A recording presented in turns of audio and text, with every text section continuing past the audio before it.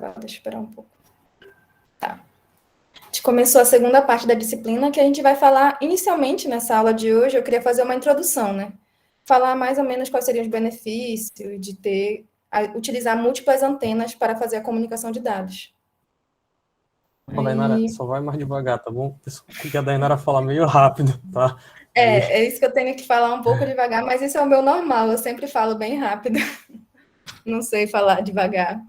Então, eu Mas vou já tá tentar, rápido. se eu falar algum conceito que vocês não saibam ainda, ou eu esqueci de explicar, podem interromper e perguntar, tá? Então, nessa primeira aula, eu vou falar de alguns conceitos básicos, né, que são a gente até apresentou inicialmente, né, qual seria um canal CISO, um canal SIMO, um MISO e um MIMO. E também uma diferença só rapidamente, né, qual seria a diferença entre o Single User MIMO e Multi-User MIMO. E também falar sobre alguns aspectos. O objetivo também é falar sobre os ganhos que a gente obtém em cada uma dessas implementações de comunicação de MIMO, né?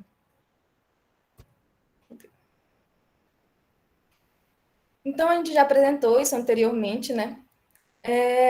CISO, SIMO, MISO e MIMO são simplesmente denominações que significam que a gente está tentando denominar o nosso canal de comunicação entre o nosso transmissor e o receptor, né? Se ele for um canal CISO, ele vai ter uma única entrada nesse canal, né? E uma única saída desse canal. Então, a gente tem que, sempre quando a gente está pensando nesse SIMO, CISO, MISO, é na perspectiva do canal. Single input, single output, tem apenas uma antena no receptor, no transmissor e no receptor. Aí, SIMO já seria com múltiplas antenas no receptor, já que eu estou com múltiplas saídas nesse meu canal, né? Esse meu canal sem fio.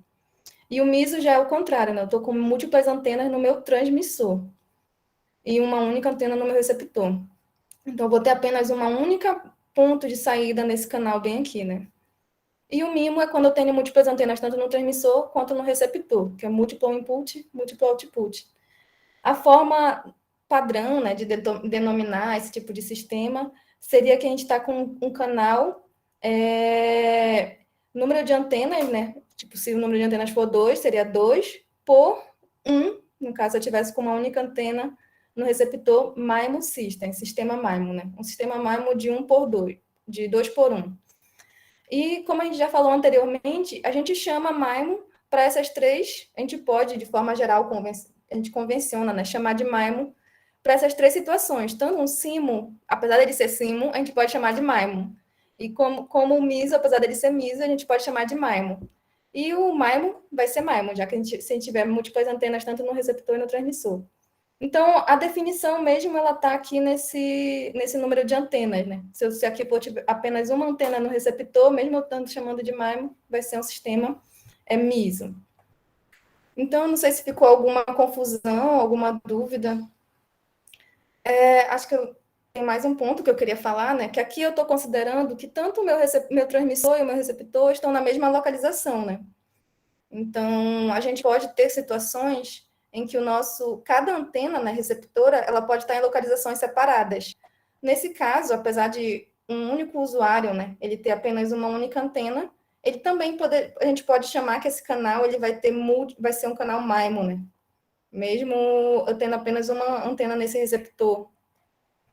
É mais ou menos isso que eu queria falar para vocês, a diferença entre o multi-user MIMO e o single user MIMO.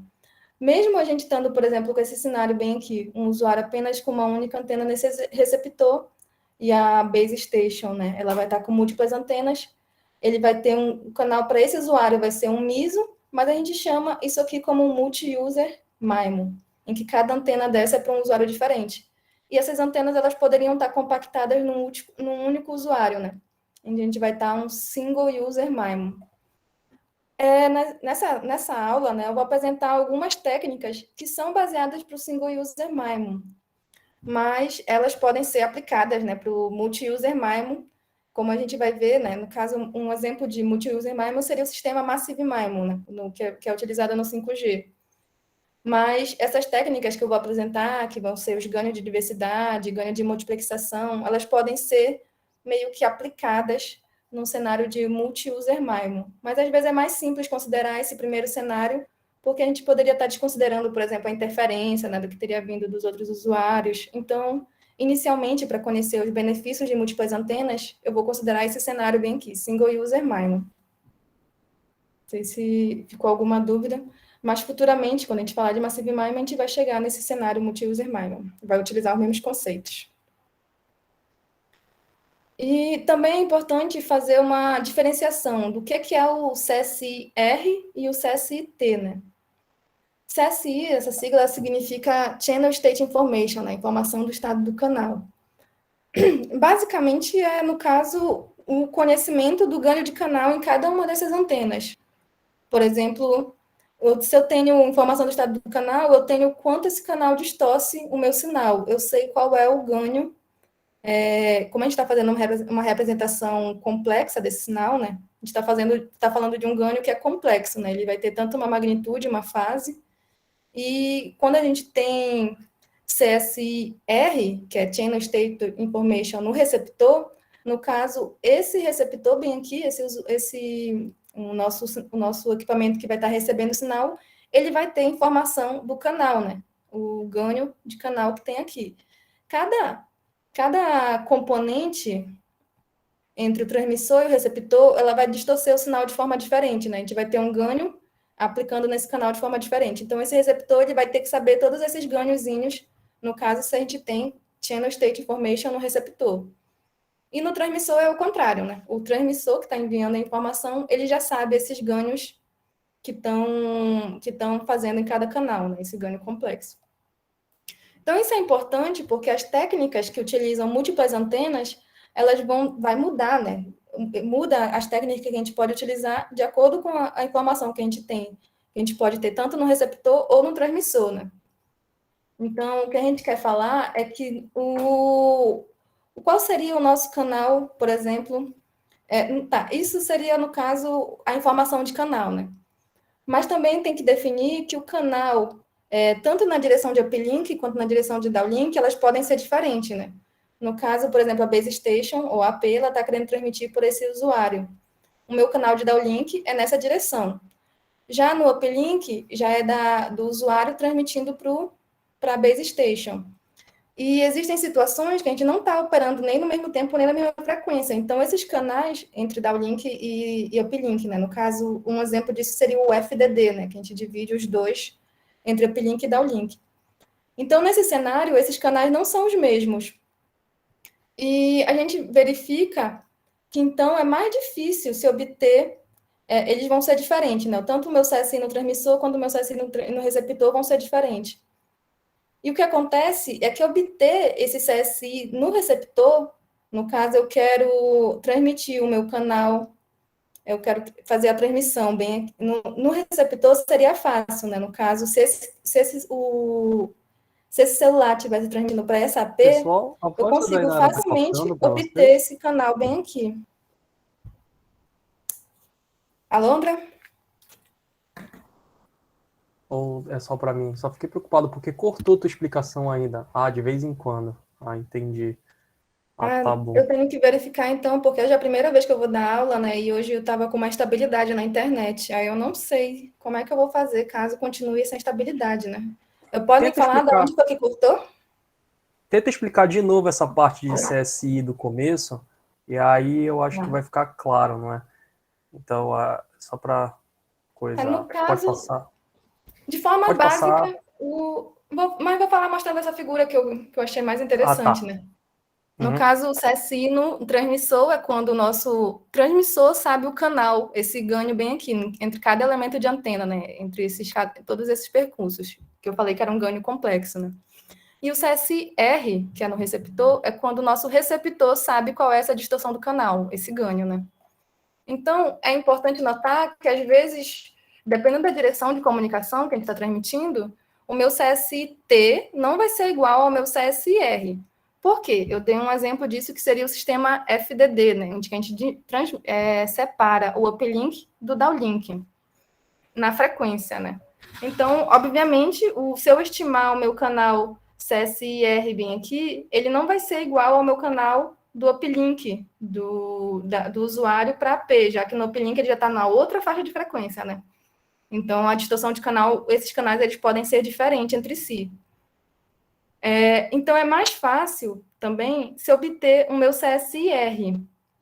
Quando não tem um usuário, quando eu estou recebendo a informação, é mais fácil obter esse CSIR. Eu não sei se vocês têm essa noção, né? Mas eu vou explicar para vocês por que seria mais Não fácil, quer né, perguntar? obter. Exatamente. Por que seria mais fácil? Porque junto com os dados, eu posso enviar informação de controle ao mesmo tempo.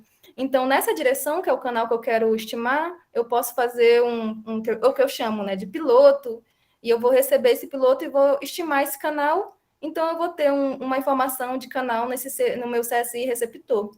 Agora, se eu quisesse o meu CSIT, já que eu estou no meu canal de downlink e outra faixa de frequência, primeiro quem ia que ter estimar era o meu usuário bem aqui, e depois ele ia ter que me enviar. Então ia ser mais difícil, né, no caso. Eu acho que Volta um aí. eu passei.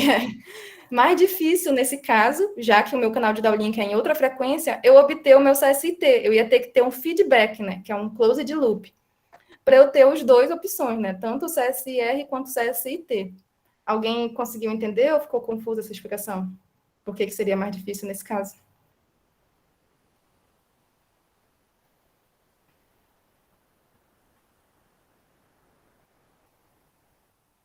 Bom, eu vou considerar que vocês entenderam, ninguém falou nada.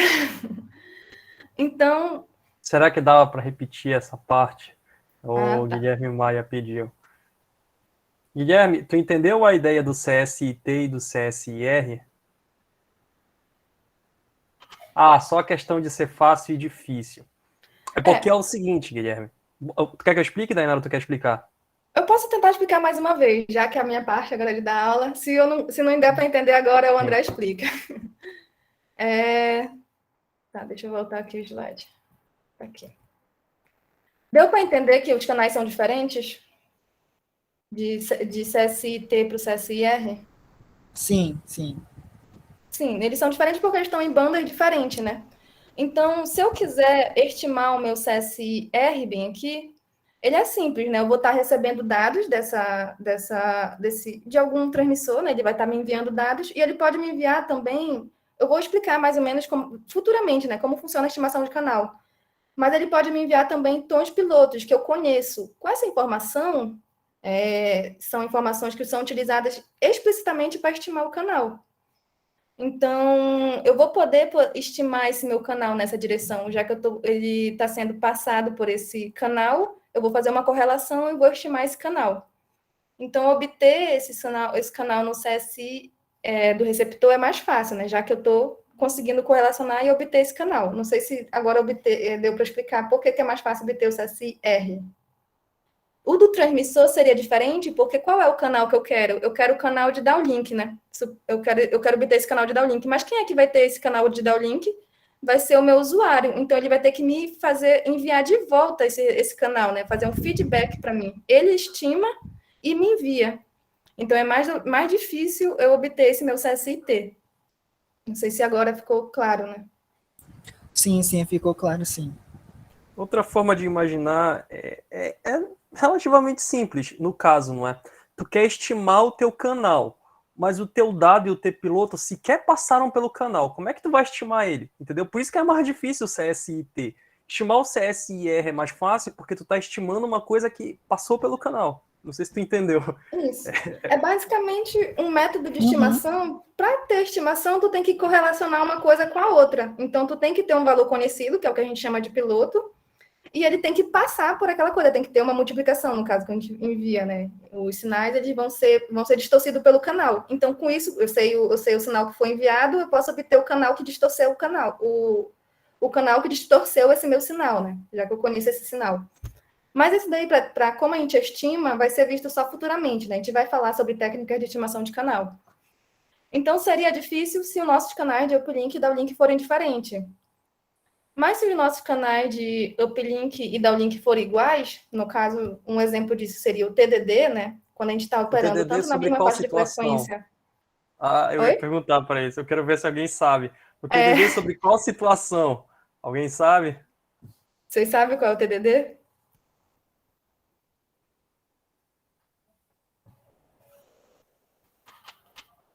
Nossa, Vocês lembram de bloco de coerência? Sim, exatamente. Então, exato.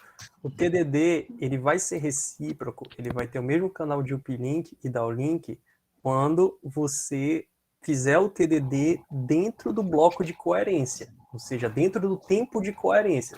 Se seu uplink e downlink ficarem dentro desse tempo de coerência, então ele vai ser recíproco e seu canal de downlink é igual ao seu canal de uplink. Entendido?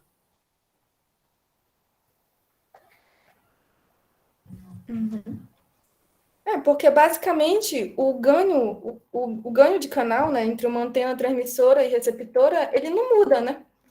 Tipo, se tu estiver no mesmo instante, na mesma frequência, se tu estima daqui para cá e daqui para lá, é a mesma coisa, não faz diferença. Mas isso só acontece caso a gente consiga operar o meu uplink e o meu downlink ocorram na mesma banda de frequência, né? Aí não vai fazer diferença, no mesmo tempo e na mesma frequência. Então, é basicamente isso, né? A gente está dentro desse bloco de coerência, então a gente consegue obter o meu CSR e a gente considera que o meu CST seria igual ao meu CSR. Então, seria fácil de obter caso o meu canal de downlink e uplink fossem iguais. Se alguém não tiver mais nenhuma dúvida, aí eu vou prosseguir, né? Bom, aí tem algumas técnicas que podem se beneficiar de ter múltiplas antenas, né? Quais são os benefícios de ter múltiplas antenas, né? A gente pode aumentar a diversidade do nosso sistema, né? Diversidade, ele significa a gente poder ter mais redundância na informação, né? A gente consegue transmitir réplicas e esses sinais, eles podem se reforçar, né? Caso a gente consiga ter mais diversidade com múltiplas antenas, né? A gente pode utilizar múltiplas antenas para enviar a mesma informação, né? E ter essas réplicas do meu sinal. Aí a multiplexação, que seria outro ganho que a gente consegue obter quando está transmitindo com múltiplas antenas, é quando a gente consegue enviar vários sinais ao mesmo tempo nesse único canal, né? A gente consegue enviar informações diferentes e independentes nesse único canal, que aí seria um ganho de multiplexação quando a gente tem múltiplas antenas também. E o beamforming, que seria outro benefício que pode ocorrer quando a gente utiliza múltiplas antenas, é que é o benefício da gente poder concentrar mais energias em determinadas regiões, em regiões desejadas, né? Fazer o feixe desse meu sinal que eu quero transmitir. Então, eu vou explicar mais nessa aula, não sei se eu vou conseguir falar todas essas técnicas, mas eu vou falar principalmente hoje da diversidade, né? Tanto a diversidade quanto a multiplexação, elas são técnicas que elas podem, no caso da diversidade, ela pode combater o fading, né? Não sei se vocês lembram do que é o fading, mas eu vou mostrar, vou relembrar no próximo slide. E o objetivo disso é melhorar a confiabilidade, né? Já que a gente tem redundância, a gente consegue melhorar a confiabilidade do meu sistema. Com isso, a gente obtém a diversidade espacial. E a multiplexação espacial, ela consegue explorar o meu fading, né? Ela consegue se beneficiar de ter fading nesse canal, né? Para ela melhorar a taxa de dados. Aí, não sei se alguém lembra o que seria o nosso fading, né? Então, eu vou fazer um exemplo com isso, lembrando do meu Rayleigh fading, né? Que seria o meu small scale of fading, né?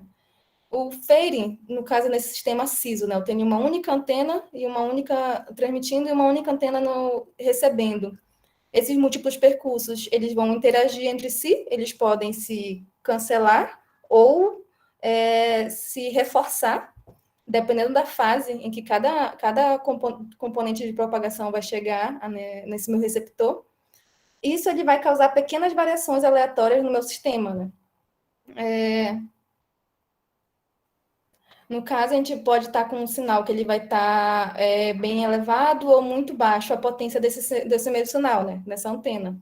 Então, basicamente, isso é o fading, né? A queda do meu sinal do meu sinal recebido, causado pelos múltiplos percursos.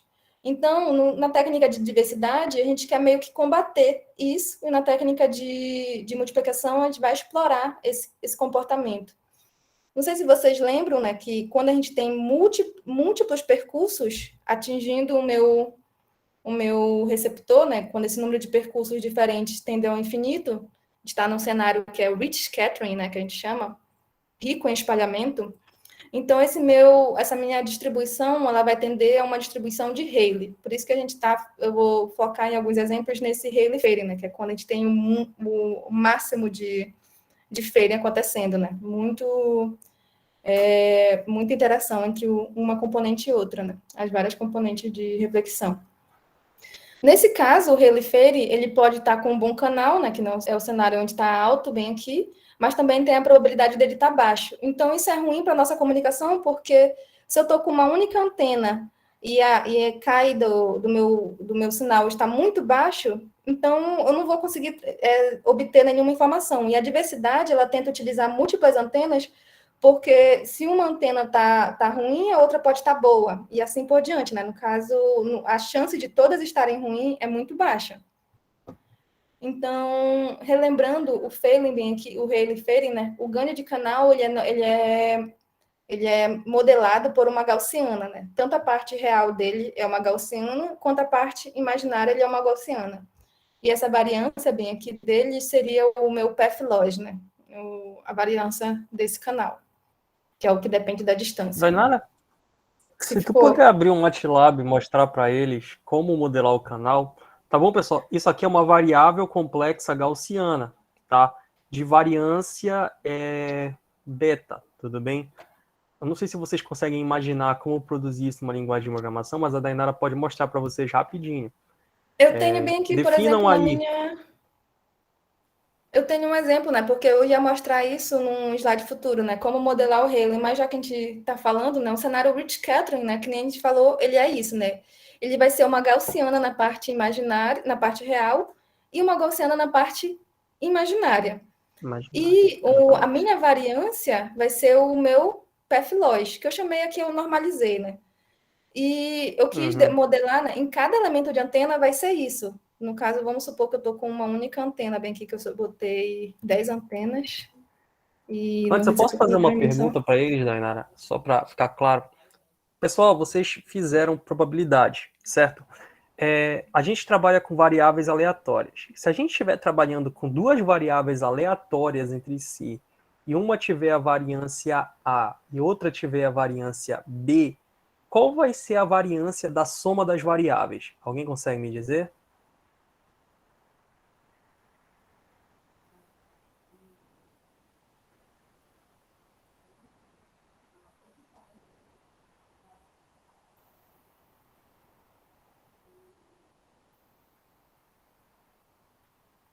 Tá, vou mudar a coisa. Vocês entenderam a pergunta? Digam sim, vamos lá, ou não. Aí eu repito a pergunta, senão a gente parte para tentar responder.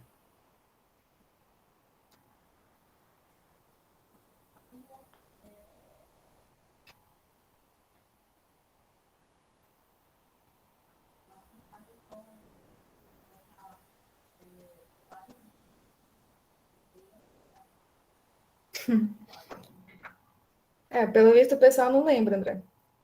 Pois é. Então, pessoal, é o seguinte. Se vocês têm duas variáveis aleatórias que são independentes entre si, a soma, a variância da soma delas vai ser a soma das variâncias, tá bom? Então, se uma tem uma variância A e outra tem uma variância B, você acaba produzindo uma variável aleatória de variância A mais B. Vocês entenderam? Eu entendi, sim. Obrigado. Beleza. Então, se vocês têm isso. Tá. Agora, vamos imaginar o seguinte. Se você tem uma variável aleatória de variância 1 e você multiplica ela por uma constante, como, por exemplo, uma constante igual a C, certo? Qual vai ser a variância da variável aleatória resultante? Nesse caso, já que você vai multiplicar pela constante, vocês lembrarem muito bem, o desvio padrão, que é o que a gente trabalha, ele é a raiz da variância, certo? Então, a variância final disso, no fim das contas, vai ser igual a C, se vocês entenderem. Perdão, eu posso ter me confundindo agora na explicação. Mas se vocês tiverem uma variável aleatória gaussiana igual a 1, multiplicarem por uma constante C, a variância da variável aleatória final vai ser C. Vocês conseguiram entender? Consegui sim. Beleza. Então, daqui a gente tem algumas coisas, entendeu? Só que, na verdade, a variância não vai ser C, mil perdões. A variância vai ser C ao quadrado, porque o que acontece é que tu multiplica pelo desvio padrão. É justamente por isso que a Dainara está multiplicando por raiz de beta. Vocês estão entendendo esse raiz de beta aqui na frente? Provavelmente não. É porque ela quer que fique com uma variância beta. Como ela quer que fique com uma variância beta, ela coloca o beta, tira o desvio padrão e multiplica o desvio padrão pela variável aleatória. Vocês entenderam?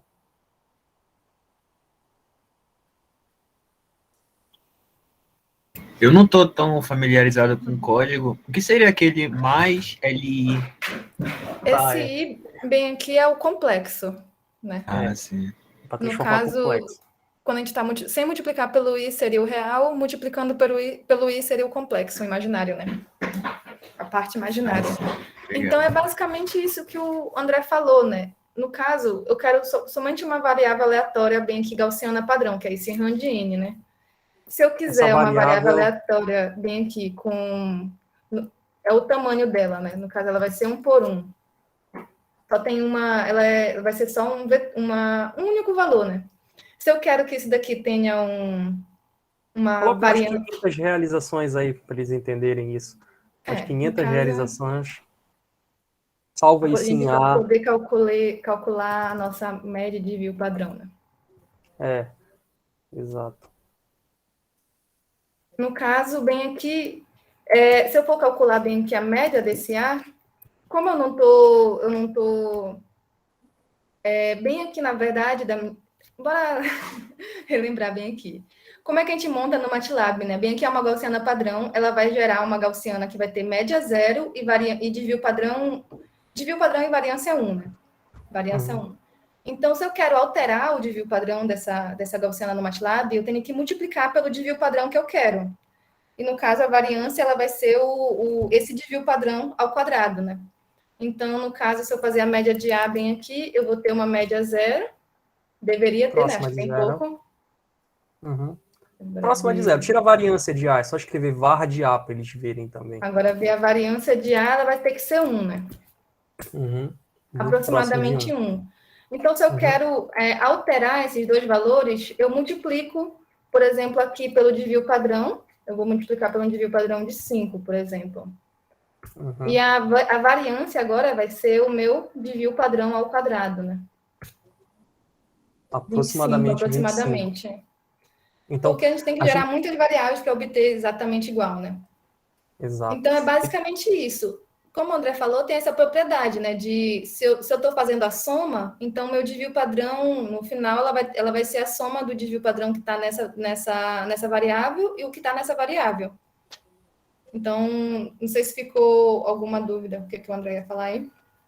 Porque é só isso. Se vocês estão produzindo duas variáveis aleatórias, uma real e uma imaginária, ambas têm variância igual a 1, e você soma elas, a variável aleatória resultante vai ter variância igual a 2, entendeu?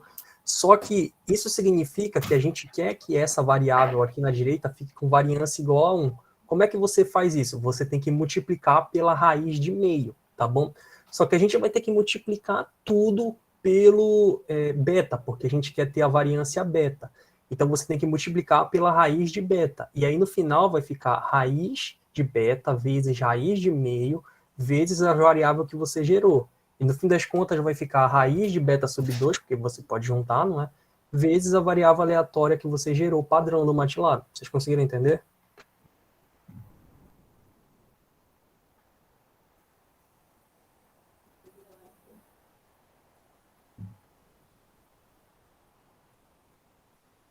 Acho que não. Acho que falaram que sim. Tá falando no chat. Aqui no chat. Ah, tá. É que meu chat está paralisado. Ah, beleza, então, é basicamente assim que a gente pode gerar um Rayleigh, né? Que nem a gente falou, o Rayleigh ele é uma gaussiana no real, uma gaussiana no imaginário, e a gente consegue fazer essa manipulação em matemática para fazer com que ele tenha a nossa variância específica, né? A variância que a gente quer é beta. Então, para isso, a gente tem que obter o desvio padrão de cada um deles, que vai ser a raiz quadrada, né? Só que a gente tem que lembrar que a variância vai ser, o desvio padrão vai ser a soma, a variância, no caso, vai ser a soma dessas duas variâncias, já que a gente está com duas componentes. Então, a gente consegue, essa equação seria a mais prática, né? A raiz quadrada da variância que tu quer, dividido por 2, e aqui seria a nossa real e a imaginária, gaussiana.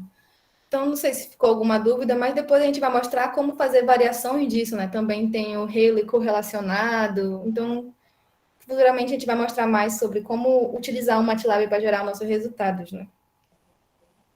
Essa é uma forma, né? Como obter um canal Rayleigh no MATLAB. Então, se a gente gerasse, por exemplo, um canal Rayleigh, a gente obter esse mesmo comportamento bem aqui, essa variância de... nosso canal ele pode estar com um desempenho muito ruim, um desempenho muito bom. Então, utilizar múltiplas antenas é esse o objetivo que a gente tem, né? A gente quer fazer com que a gente tenha uma situação em que, se uma antena está ruim, a outra está boa, a gente pode combinar esses sinais e obter um desempenho melhor do nosso sistema. Dainara? Então, isso seria... Oi? No último slide, nesse último que teve, no segundo gráfico, o que seria, nesse eixo X, o que seria esse módulo de G? No caso, é a magnitude do meu canal, né? É o valor absoluto. Bem aqui, eu estava mostrando como gerar esse meu canal, o ganho dele, né? Tanto a parte real dele, quanto a parte imaginária dele. E nessa parte, a gente está mostrando a magnitude dele, né? O valor absoluto dele. Porque a potência do meu sinal, ele vai depender dessa magnitude dele, né? No caso, é o valor, a magnitude, ela vai refletir nessa potência do meu sinal recebido. No caso, seria a magnitude ao quadrado, né? O absoluto ao Se quadrado. vocês voltarem lá atrás, vocês lembram que um número complexo não necessariamente só pode ser representado no plano lá cartesiano. Você também tem como representar através de magnitude e fase, né? Ok, obrigado. Isso. No caso, o valor absoluto dele pode variar bastante, e esse valor absoluto que reflete na minha potência recebida, né? A potência recebida, ela pode variar bastante também, no caso.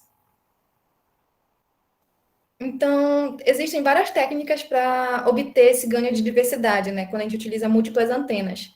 A gente pode ter diversidade de recepção, que é quando a gente está com múltiplas antenas no meu receptor, né? Então, seria um SIMO, Single Input e Multiple Output. E também tem diversidade na transmissão. Na transmissão é quando a gente transmite por múltiplas antenas e recebe apenas numa única antena, né? Então, bem aqui, qual seria a vantagem de utilizar uma diversidade na recepção, né? Receber com múltiplas antenas? A gente vai poder amplificar o nosso sinal recebido, já que a gente tem mais antenas recebendo esse sinal, e a gente pode combinar para a gente obter essas cópias desses sinais, em que um sinal vai estar bom, o outro sinal vai estar ruim, e a gente faz uma combinação para obter o melhor sinal possível, né? E na transmissão a gente vai fazer a mesma coisa, só que a gente vai ter que fazer mais inteligente, né? Não é tão mais fácil, não é tão mais simples, é um pouco mais difícil fazer na transmissão. Como eu vou explicar mais futuramente, isso daí vem de fazer devido ao nosso requisito de CSI no transmissor, né? Que é um pouco mais difícil. Então, já que eu estou com múltiplas antenas no transmissor, é um pouco mais difícil fazer, um pouco mais complexo eu fazer isso, porque pode ser que é mais difícil obter o CSI-T, né? Então, eu vou falar inicialmente agora da diversidade na recepção, né?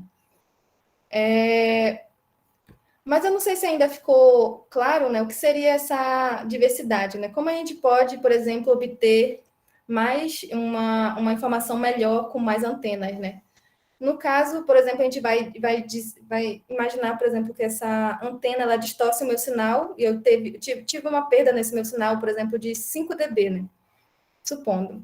E, no caso, eu vou investir a mesma informação nesses dois canais, a mesma informação vai ser transmitida por esses dois canais. Esse canal pode ter uma distorção de 5 dB, por exemplo, e esse canal aqui pode ter uma distorção de apenas 1 dB, né, no caso. No caso de 1 dB, não, de 5 dB, por exemplo. Aí eu posso, no caso, escolher o melhor sinal, seria uma forma de eu ter uma diversidade, né? Escolher apenas qual seria o melhor sinal, ou eu posso combinar, né? Fazer juntar esses dois sinais, né? Multiplicar por algum ganho, já que eu já sei qual seria esse canal, né? supondo que eu tenho o meu CSI no receptor, eu posso multiplicar pelo esse fator do canal para tentar recuperar o meu sinal recebido. Então, quais são as técnicas que... Como é que a gente faz isso, né? Para isso, a gente vai precisar de um combinador, que é mais ou menos isso que a gente faz para obter diversidade na recepção. Esse combinador, ele vai poder somar os meus sinais e defasar os meus sinais, vai multiplicar por algum fator e depois somar para poder recuperar o meu sinal original, né? Uma analogia, eu não sei quem foi que leu os documentos que eu passei para vocês, seria do caso de ter várias pessoas, 3 pessoas cegas tocando partes diferentes de um elefante, né? Cada pessoa, ela tá só com a parte da tromba do elefante, o outro tá só com a parte de trás do elefante, o outro tá só com as pernas. Se cada uma utilizar apenas as informações que ela tem disponíveis, elas não vão poder recuperar qual é o animal original, né? Que seria o elefante. Aí, agora, juntando a informação de todas essas pessoas, a gente pode conversar entre si e descobrir qual foi a informação original, que seria o formato do elefante, né? Então, é basicamente isso que o combinador vai fazer, né? Além dele poder escolher quais são os melhores sinais, e a melhor forma de fazer isso, ele ainda vai também ter o ganho de poder coletar mais informação, mais energia, né? Desse sinal. Quais são os tipos mais clássicos que existem de combinadores utilizados na literatura, né? A gente vai ter, o primeiro exemplo que eu tenho para falar para vocês é de combinação por seleção, né? Selection Combine. Simplesmente, esse é o mais simples, né? Ele vai escolher o melhor sinal entre o disponível, né? Se eu tenho 2 antenas, ele vai escolher o melhor sinal entre as duas e vai escolher qual seria o melhor sinal disponível. A combinação de equal gain, né? Ele vai somar todos os meus sinais disponíveis. No caso, e ele vai fazer uma defasagem, né? Para que não tenha uma soma destrutiva, né? E a outra combinação seria o Maximum Ratio Combine, né?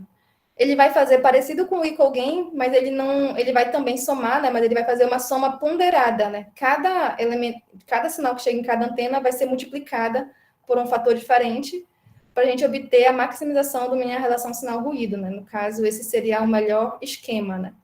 Ele vai selecionar quais seriam... Se essa antena está com o melhor sinal, ele vai multiplicar por um fator melhor, né? Do que a outra que está com uma SNR mais baixa. Então, como é que a gente pode verificar os benefícios de ter os nossos combines em relação ao FAIRE, né? Já que a gente está combatendo o FAIRE. Por exemplo, aqui com uma única antena, a gente está com esse sinal tracejado bem aqui. O meu sinal, como eu mostrei anteriormente, ele varia muito, né? Ele pode ter uma perda de 35 dB, né?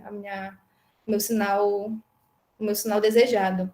E quando eu estou com múltiplas antenas, nesse exemplo aqui é 5 antenas, e eu estou utilizando um combine equal gain, no caso a gente já não tem mais essas perdas no meu sinal tão alta, né? No caso, eles poderão compensar. Continua a variação, né? Ele não é perfeito, mas ele conseguiu, além dele melhorar, ele conseguiu expressivamente melhorar a qualidade do meu sinal, né?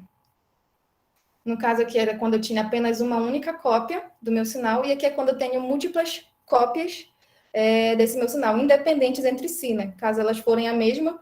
Isso é importante de falar, que é independente, porque supondo que todas as minhas antenas têm o mesmo... são correlacionadas, né? O ganho, a distorção que cada antena faz é parecida uma com a outra. Então, não vai ter ganho de eu ter múltiplas, de eu fazer essa combinação, porque se o sinal de uma antena está ruim, o sinal da outra também está ruim, acaba que o meu sinal, no final, ele não vai ter ganho de fazer isso. Então, o interessante de ter esse Rayleigh descorrelacionado, né, é isso. O sinal de uma está bom, o sinal de outra está ruim, então tu consegue, no final, ter uma combinação melhor, né? Então, isso só acontece se o desvanecimento, né, se essa perda for independente entre si. Não sei se ficou alguma dúvida, se vocês conseguiram entender, porque se não fosse assim, o ganho de diversidade não iria acontecer. Alguém conseguiu entender?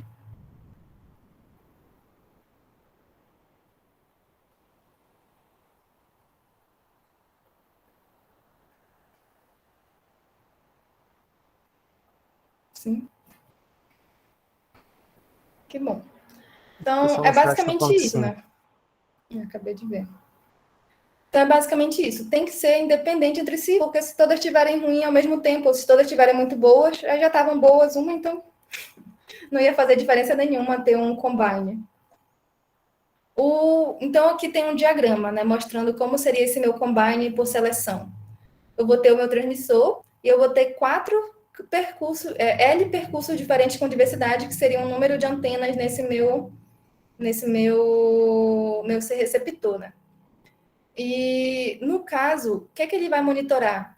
Eu estou considerando que eu tenho o meu CSIR, né? Esse meu receptor, ele vai poder monitorar qual vai ser a SNR dele, né? Ele vai poder, por exemplo, estimar o canal e monitorar qual vai ser a SNR de cada sinal recebido, e ele vai escolher simplesmente o sinal que tem a melhor SNR. Se for a primeira antena, ele vai sair bem aqui na saída do meu combinador, vai sair o sinal que chega nessa minha primeira antena. E assim por diante, né? No caso, o que tiver a melhor SNR vai ser o meu sinal, na saída do combinador. E quando a gente fala de confiabilidade, eu esqueci de falar anteriormente, acho que eu vou poder botar esse slide antes. Uma medida bem interessante seria a nossa BER, né? A nossa taxa de erro de bit, que é como a gente pode avaliar o ganho de diversidade desse sistema, né? No caso, a diversidade é quando a gente quer melhorar a confiabilidade do nosso sistema. No caso, quando o nosso sistema está tendo uma taxa de erro muito alta, ele não é um sistema confiável, né? Então, os ganhos de diversidade, eles vêm para isso, para melhorar a confiabilidade, ou seja, diminuir a minha taxa de erro de bit. Alguém aqui já ouviu falar? Senão eu vou explicar qual seria como calcula a nossa taxa de erro de bit, né? Bom, acho que... Se eu não me engano, eu vi métodos numéricos, mas eu não tô lembrado. Sim. Tô lembrado. Então, é basicamente isso, né? Os nossos bits, né, que eles vão estar codificados no meu símbolo, eles vão ser transmitidos, vão passar por esse canal e eles vão ser distorcidos por esse canal e depois eles vão ser recebidos. Esse tá aqui o bit que eu enviei, né? E esse aqui seria o bit que eu recebi, né? Depois que eu decodifiquei, né, esses bits. E eu tenho que comparar, no caso, a quantidade de bits que eu recebi corretamente, ou, no caso, como eu quero saber a taxa de erro de bit, a quantidade de bits que eu recebi errados, né? Então, quanto menor isso, né, comparado com todos os bits que a gente enviou, melhor é o meu sistema. Então, tem um exemplo bem aqui de como calcular esse erro de bit, né? Eu vou considerar que os meus bits recebidos, eles isso aqui são vários bits, né? São um string, no caso. Vários bits de informações aqui, né? Ele vai ter esse tamanho bem aqui. 1 sobre n. Vai ser essa dimensão do meu sinal recebido, né? E o meu bit enviado também vai ter essa mesma dimensão. E eu vou comparar 1 a 1 o primeiro bit com o segundo bit, o terceiro bit com o terceiro bit, e vou comparar se eles são diferentes. Depois eu vou somar todos esses bits que são diferentes, somente os diferentes, e dividir pelo número total de bits que eu enviei, né? Então, com isso, a gente obtém a nossa BER. Não sei se ficou claro, né? Eu tenho um exemplo para mostrar como seria o exemplo considerando um 4PAM, né? No caso, o 4PAM, ele vai ter 2 bits por símbolo, e vamos supor que ele transmitiu 0, 1, 1, 1, 1, 1 de novo, né? E ele está transmitindo, não está transmitindo todo o dicionário dele, mas ele está transmitindo nessa ordem aqui. E o recebido foi esse. Alguém sabe calcular qual seria a BER desse sistema?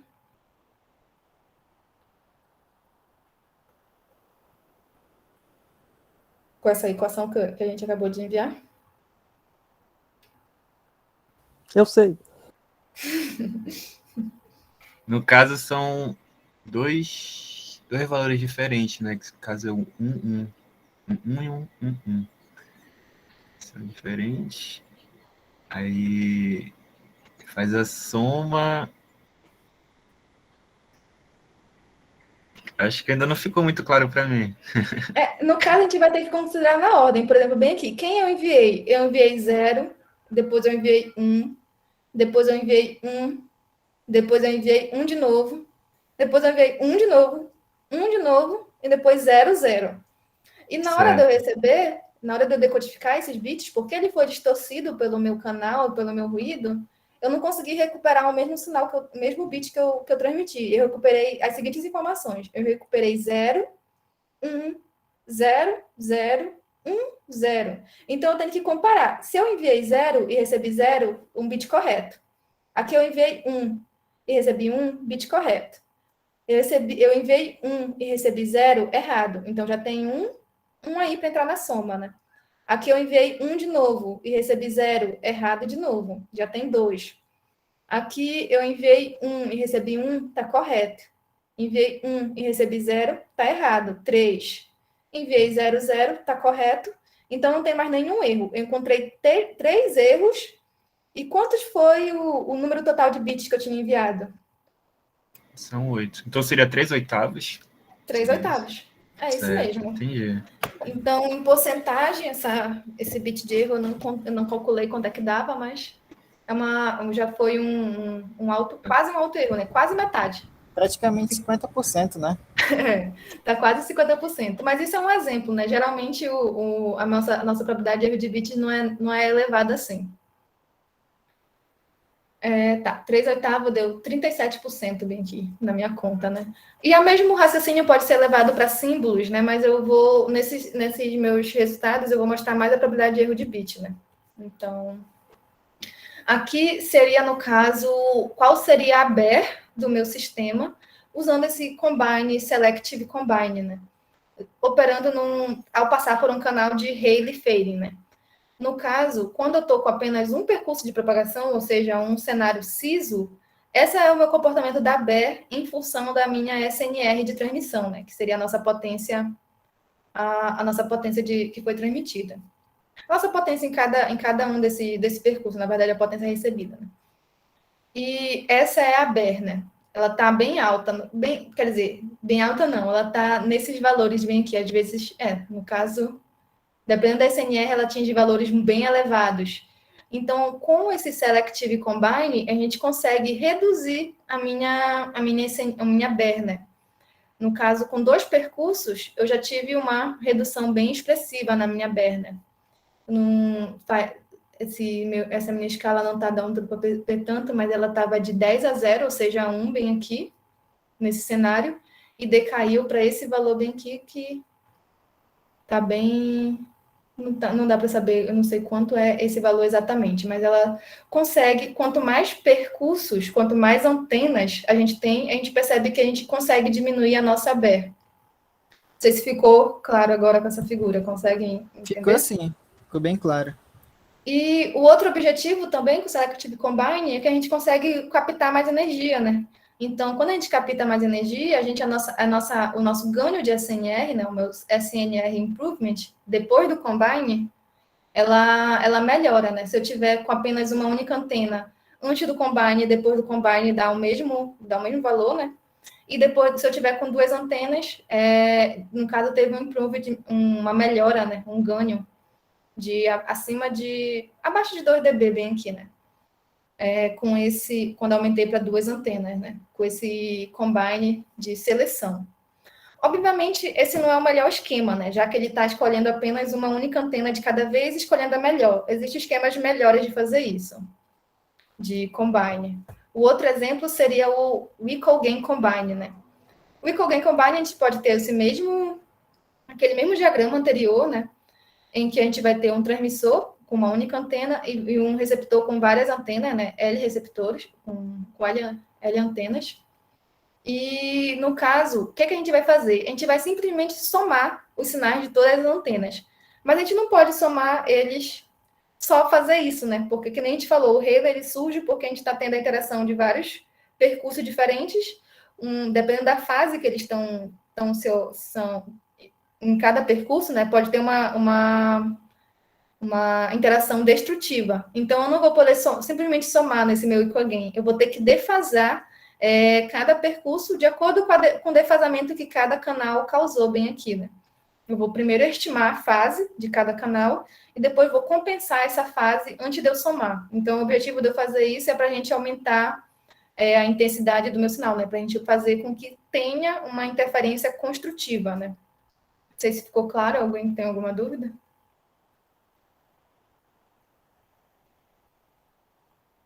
Por que tem que fazer essa compensação de fase? Não, antes de somar? Dainara, Oi. dá para só explicar mais uma vez, por favor? Não consegui pegar bem. No caso, a gente tem que lembrar, né, que a gente está trabalhando com sinais complexos, né? A gente pode representar isso como uma magnitude e uma fase, né? Esses sinais complexos. E, no caso, se eles estiverem com fases diferentes, eu vou na magnitude desse sinal,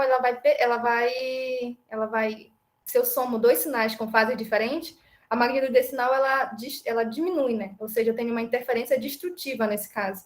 Para isso, elas têm que ter com a mesma fase, para elas se somarem em fase e ter uma elevação na magnitude desse sinal. Não sei se ficou claro, acho que o André pode explicar melhor aí, se eu estou me confundindo. Não, ficou claro sim. Ficou claro? Sim. Ficou. Então, o que só que eu ia te perguntar, esse que é o ponto crucial, no caso, o ponto, digamos assim, um ponto muito importante para determinar o porquê, que tipo, o aumento, um dos porquês, né, porque o aumento do número de antenas faz com que o sinal ganhe mais, digamos assim, capte mais fique energia. melhor. Tá. Isso. É isso mesmo, porque no caso, se eu simplesmente somar e não prestar atenção na compensação da fase, eu posso somar interferência destrutiva e construtiva e não faz tanta diferença, né? Melhora um pouco, mas acaba que fica para a sorte, né? A sorte de que os canais estão em fase. Então, é importante ter essa compensação da fase para não ficar dependendo da sorte, né? E o meu combine ser efetivo, né? Ser mais efetivo em si. Então, é basicamente isso. Então, a gente tem aqui qual seria o desempenho desse combine, né? Aqui a gente já pode perceber uma diferença entre o anterior, né? No caso, com a gente está na mesma escala, né? Indo de -7 a 3 dB, e agora a gente já consegue diminuir a BER, que foi que estava indo de 10 a 0 para 10 a -1, né? A gente consegue diminuir bastante essa BER. No caso, se eu estou com um percurso bem aqui, ela estava nessa curva azul, e a curva com 4 percursos, né, com 4 antenas receptoras, a minha bela teve um ganho bem expressivo, né, uma diminuição bem expressiva, né, na minha bela.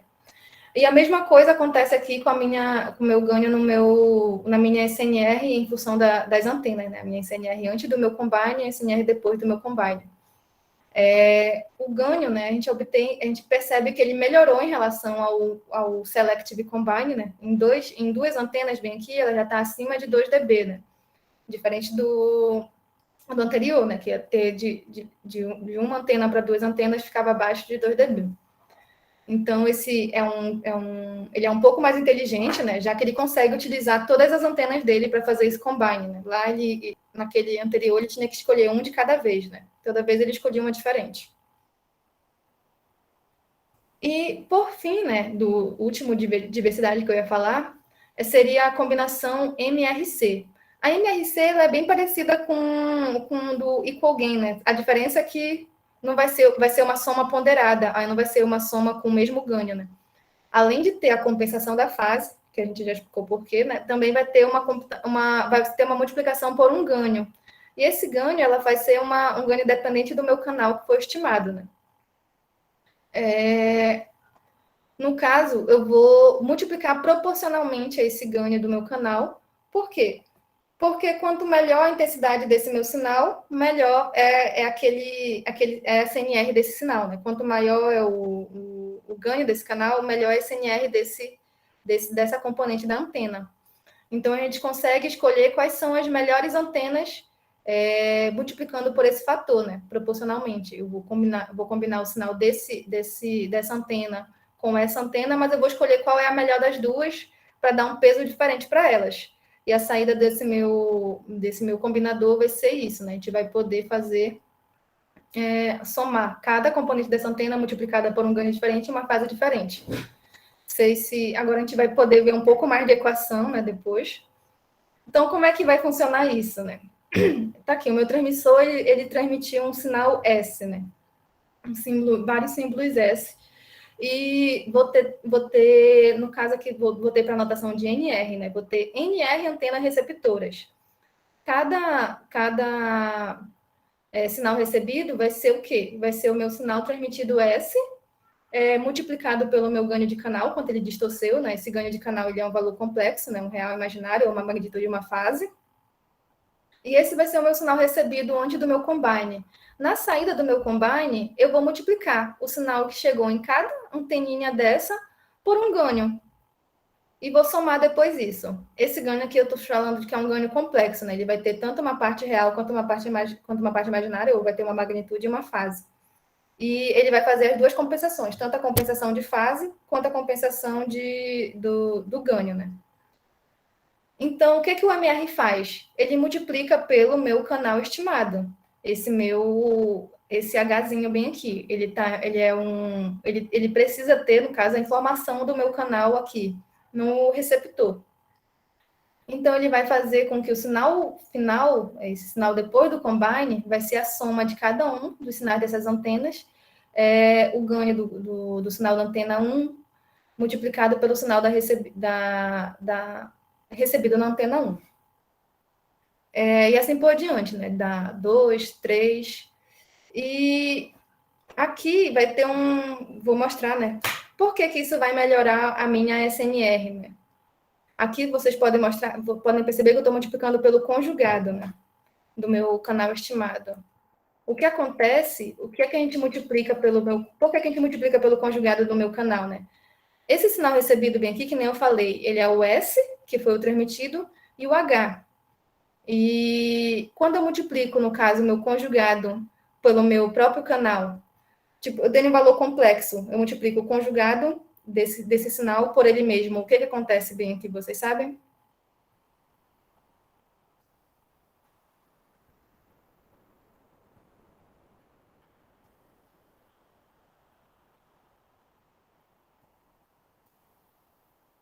Não? Qual seria um conjugado de um valor complexo multiplicado por ele mesmo? Vocês conhecem? Vocês sabem o que é esse valor? É uma propriedade de números complexos, no caso.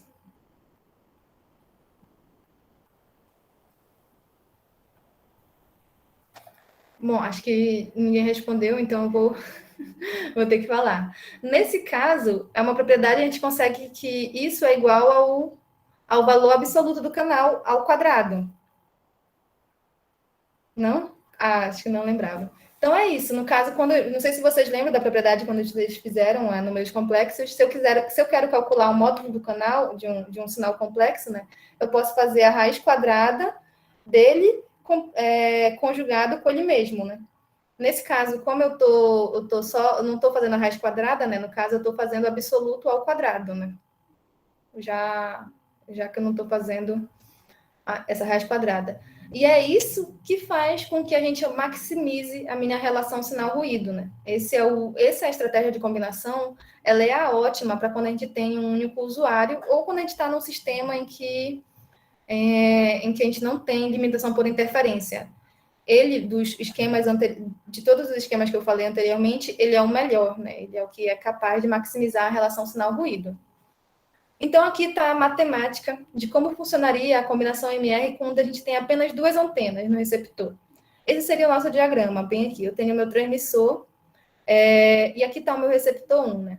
Ele vai ser distorcido pelo meu canal H1, e o sinal recebido, bem aqui, ele não vai ser, o meu sinal recebido na antena 1, ele não vai ser só isso, né? Ele também vai ter um ruído, que eu chamei de Z.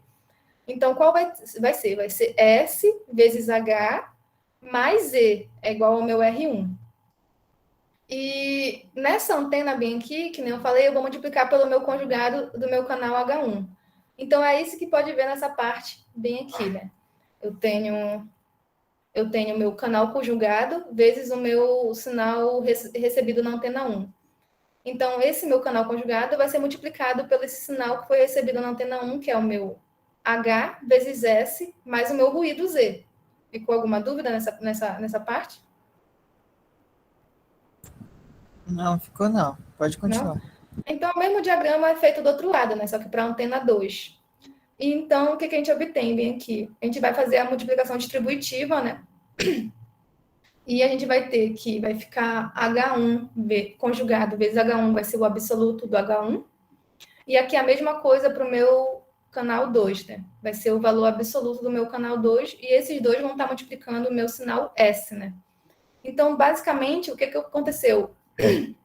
Eu somei a magnitude do meu canal, o absoluto do meu canal ao quadrado, dessas duas antenas e multipliquei pelo S. Esse aqui é o meu ganho de utilizar múltiplas antenas, porque se eu tivesse outra antena bem aqui, eu ia somar a magnitude desse outro canal bem aqui.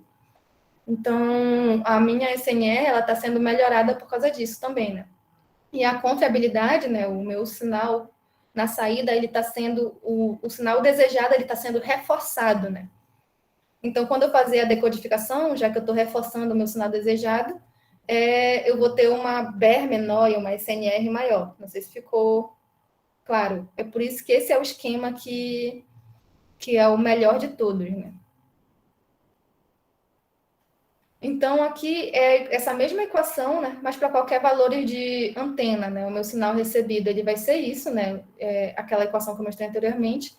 Então, vai ser o absoluto de cada uma dessas componentes. Quanto mais antenas eu tiver, maior vai ser a intensificação desse sinal desejado, que foi o S, transmitido, que foi o S, né? Que foi o sinal transmitido. Então, aqui a gente tem um ganho, né? Com esse maximum ratio combine, né? Também no mesmo cenário dos anteriores, né? Aqui, vou mostrar futuramente comparando os diversos combine, né? Mas já dá para perceber que esse é o que obtém a menor BER, né? Ele é o melhor, ele é o melhor de todos os combines, e a mesma coisa acontece bem aqui com a SNR. Ele é o que obteve, por exemplo, aqui não está mostrando, mas de uma antena para duas antenas, o ganho na SNR foi de 3 dB, né? Ou seja, dobrou a SNR. O ganho, na verdade, aqui é igual ao número de antenas.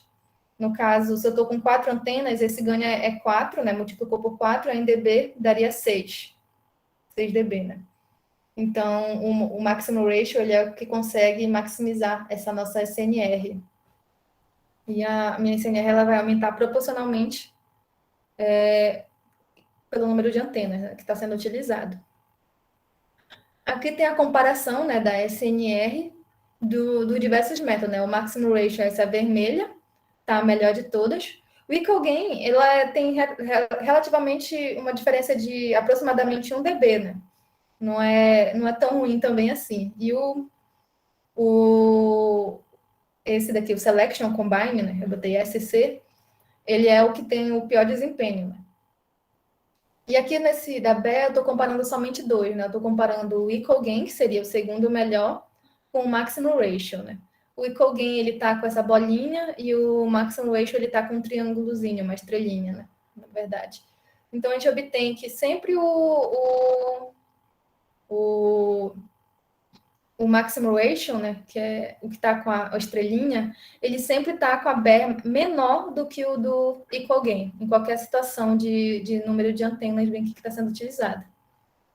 Então, é basicamente isso que eu tinha de falar desses esquemas, né? Mas tem uma medida que a gente analisa, que é como a gente qualifica, né, e quantifica o ganho de diversidade desses esquemas. Tá, mas antes disso, né, eu ia mostrar como foi que eu gerei, né, esse resultado. Na verdade, eu não gerei, eu só peguei um código que eu vi na internet, e ele está em Python. Não sei se alguém aqui trabalha com Python ou quiser estudar mais como gerar a BER em cada um desses esquemas de receivers combine. Esse seria um código bem interessante, né, que ele gerou Ele gerou também outros esquemas de canal. Por exemplo, aqui eu mostrei somente o canal Rayleigh, né? Mas também tem outros esquemas de canal, que seria o Hessian, que a gente vai explicar futuramente, e esse código ele também faz isso, né? Ele compara esses esquemas de diversidade em dois cenários de fading diferentes, né? O Hessian e o Rayleigh. Então, tá bem interessante. Quem quiser simular, né, aprender como foi que ele fez, cada um desses métodos tem esse código. Mas aqui agora a gente pode verificar como a gente qualifica, né, e quantifica o ganho de diversidade dos diferentes métodos, né? O primeiro parâmetro que a gente pode fazer é a ordem de diversidade. A ordem de diversidade, ela é simplesmente o número de réplicas independentes entre si, né? Que a gente vai poder ter disponível para combinação. Que nem a gente falou, né? Tem que ser independente, não adianta ser correlacionado o ganho de cada antena. Então, quanto maior essa ordem de diversidade, melhor. E ela vai ser dependente do número de antenas. No caso, o máximo que a gente pode obter nessa ordem de diversidade é o número de antenas no transmissor vezes o número de antenas no receptor. Isso é igual ao número de percursos, né? Diferente. No caso, tem que olhar para isso daqui. Essa figura. O máximo seria se todos os percursos forem diferentes entre si, que é o cenário que aconteceria se eu tivesse num Rayleigh, né? Que é um que tem um rich scattering, em rico espalhamento. Mas pode ter uma situação onde que a gente não está, que nem a gente falou, né? O Rayleigh ele é um caso que seria mais extremo, né? Que a gente tem bastante scattering, mas pode ter um caso que não tem muito scattering, então vai ser no máximo igual ao número de antenas no receptor vezes o número de antenas no transmissor, que seria o número desses percursos diferentes. No caso da Inara, seria a quantidade de canais possíveis, né? Isso. No caso, se eles forem independentes, se um for igual ao outro, então eles não contam, né? Porque aí vai, que nem eu falei, eles vão distorcer igualmente, então não vou ter eles não vão contar na ordem de diversidade. Então eles têm que ser independentes de si. Então o máximo é isso, o número total, né, que pode obter. Não sei se ficou claro.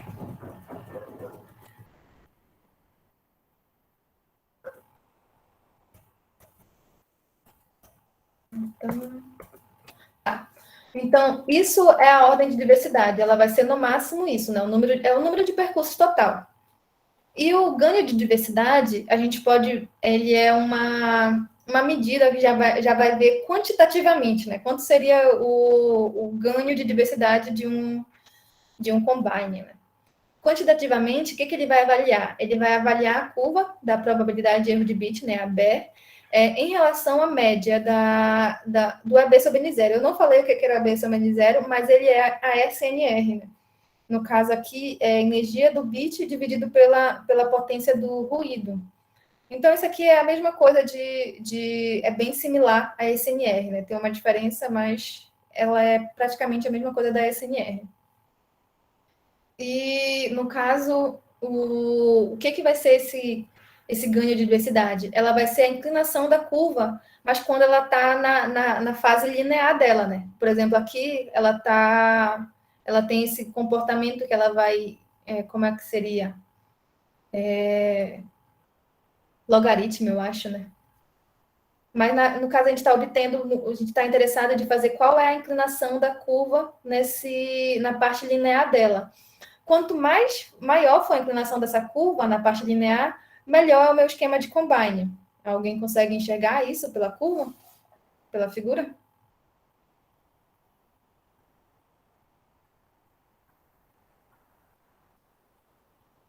Acho que eu consegui entender sim, Dainara. Que mais rapidamente, no caso, se essa inclinação da curva for maior, né, mais rápido a minha probabilidade de erro está decaindo com a SNR, né? Uhum. Então, é isso. E, matematicamente, né, tem uma expressão para isso, que pode determinar o ganho de diversidade, que é esse GD. No caso, essa inclinação da curva da probabilidade de erro de bit em dB, né? Aqui tá mostrando ela na forma linear, né? No caso, ela vai ser uma reta quando a gente estiver fazendo o dB. Se a gente aplicar o dB nessa equação bem aqui, vai dar uma equação linear. E, no caso, a probabilidade de erro de bit, ela vai ser igual a esse epsilon... esqueci qual é o nome, acho que é epsilon, né? Qi, eu acho, Qi, que é uma constante que vai depender do esquema de modulação, né? Dependendo tipo, se a gente está com uma modulação que tem vários bits em cada símbolo, essa constante ela varia, né?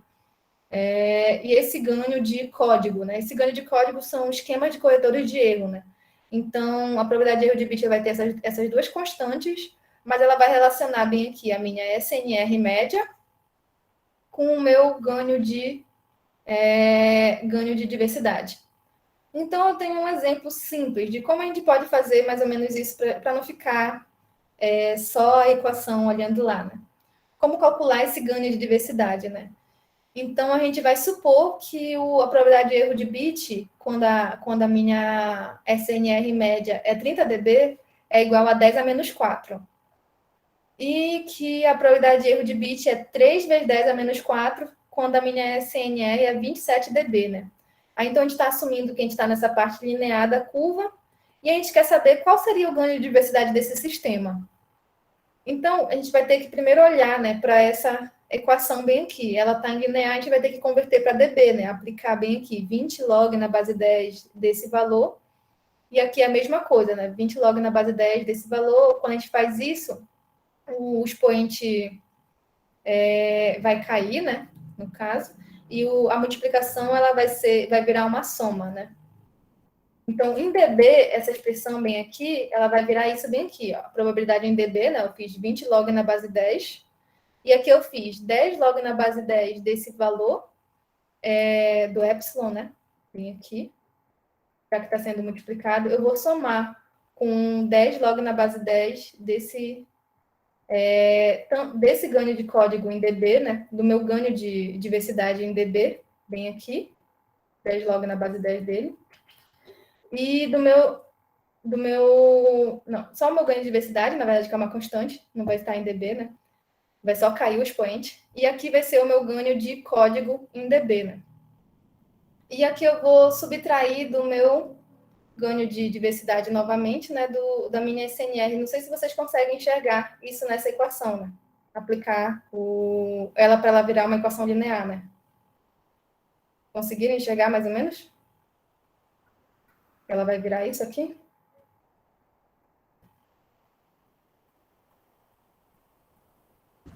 Eu consegui entender um pouquinho. Um pouco de matemática, né? No caso, o expoente ele vai cair quando o log da soma, no caso, no log da multiplicação vai virar a soma, né, dos logs. Então, vai ficar bem aqui só esse valor do EB sobre N0 em dB, né, 10, log na base 10 dele. Então, como ele deu os dois valores, ele deu inicialmente, né, que primeiro é 10 a menos 4, e quando a minha SNR é 30 dB, e depois ele deu que é 3 vezes 10 a menos 4 na outra opção. Como eu estou com uma equação linear, eu posso simplesmente substituir esses valores, né? Ou, no caso, ele quer o ganho, né? Eu tenho simplesmente que manipular essa equação para isolar o meu GD. Então, uma forma de fazer isso é subtrair o inicial do final, que aí eu elimino esse valor, tanto esse valor dessa parte bem aqui, que não, se eu subtrair essa equação inicialmente dela no final, eu posso subtrair, esses termos se cancelam, né? Não sei se vocês enxergam isso aqui, porque eles não mudam nem no início nem no fim, né? Elas não dependem dos meus parâmetros aqui de probabilidade de erro nem SNR. Então, o que fica bem aqui quando eu faço uma probabilidade de erro no início menos a minha probabilidade de erro no final? Fica simplesmente esse ganho bem aqui e a minha SNR no início e menos a minha SNR no final. E é esse ganho que eu estou interessado e eu já tenho todos esses valores, né? E a minha probabilidade de erro de bit bem aqui, ela tem que ser convertida em dB, né? Que nem eu disse. Então, eu vou só fazer 10 log na base 10 de 10 a menos 4, que dá menos 40 dB.